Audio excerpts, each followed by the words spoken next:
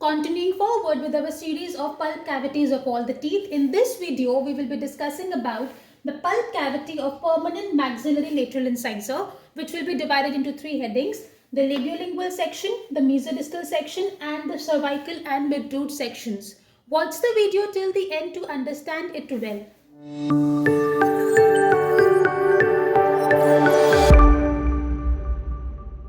Starting with the labiolingual section, first of all, both the pulp chamber as well as the pulp canal follow the outline of the crown and the root.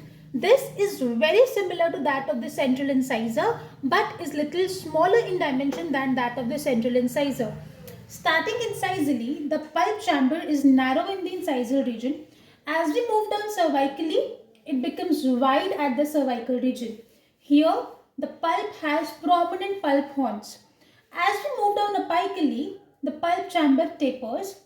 After reaching the apex, the apical foramina is either present at the tip of the root, or it can be either present labial to the tip of the root, or it can be present lingual to the tip of the root. Continuing further with the mesodistal section, the pulp cavity, that means the pulp chamber and the pulp canal, follows the external outline of the tooth but has a diameter finer than that of central incisor. Incisally, this pulp cavity, that is the pulp chamber, have blunt projection of the pulp horns. This is to note that the permanent maxillary lateral incisor has only two pulp horns which correspond to two mamelons, unlike the central incisor which had three pulp horns corresponding to three mamelons. Now, as we move down cervically and then apically, this pulp cavity tapers.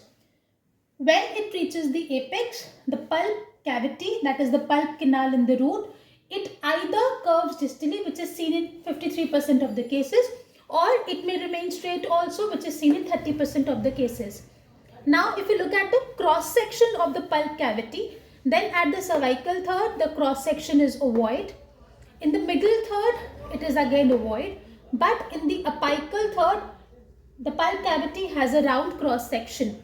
Overall, this tooth has a conical root canal.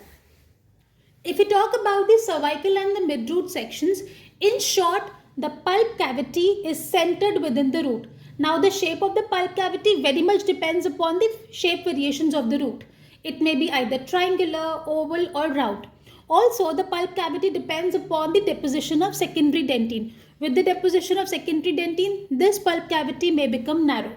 Hope the video was helpful for you. This was a very short video discussing the key points of the pulp cavity of permanent maxillary lateral incisor.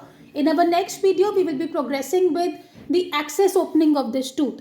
If you like our content, please do not forget to like, share and subscribe to our channel. Hit the bell icon so that you can get notified whenever we upload any new video. Suggestions are always welcome from your side. Stay tuned, stay safe. Thank you for watching.